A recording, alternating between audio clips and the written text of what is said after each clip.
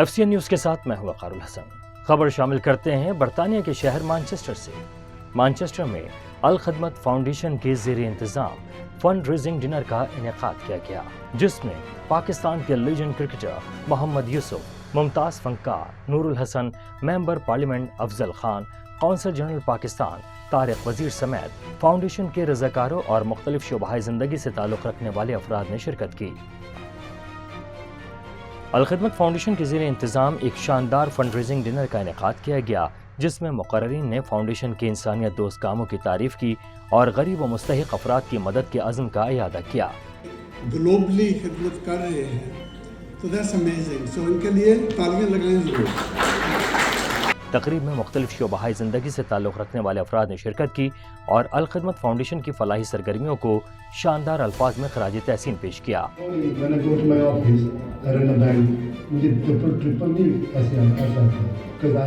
مقررین نے اپنے خطاب میں کہا کہ الخدمت فاؤنڈیشن دنیا بھر میں غریب اور محروم طبقے کو بنیادی انسانی ضروریات فراہم کرنے کے لیے کام کر رہی ہے۔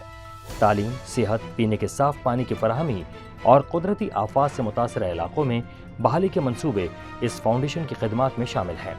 پاکستان سے خصوصی طور پر آئے ہوئے کرکٹر محمد یوسف اور ایکٹر نور الحسن نے الخدمت فاؤنڈیشن کے فلاحی کاموں کی تعریف کی اور ان کی بڑھ کر امداد کی اپیل کی۔ سب کو اپنے اپنے حصے کا کام کرنے کی توفیق دے، اور وہ کہتے ہیں نا کہ ایک قطرہ ہی ہوتا ہے، بس پھر بارش موسلا دھار برس جاتی ہے تو آگے ہی بڑھنا ہوتا ہے۔ اپنی محنت سے، کوشش سے آپ لوگوں کا جو تعاون ہے اور جو ڈونیشن ہے وہ مختلف لوگوں تک پہنچائیں گے۔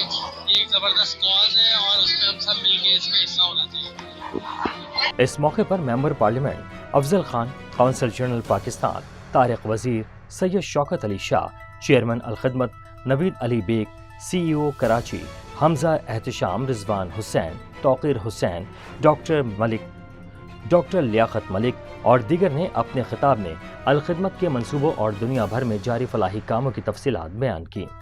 ڈنر میں شرکا نے دل کھول کر عطیات دیے تاکہ ضرورت مند افراد تک فوری اور مؤثر مدد پہنچائی جا سکے۔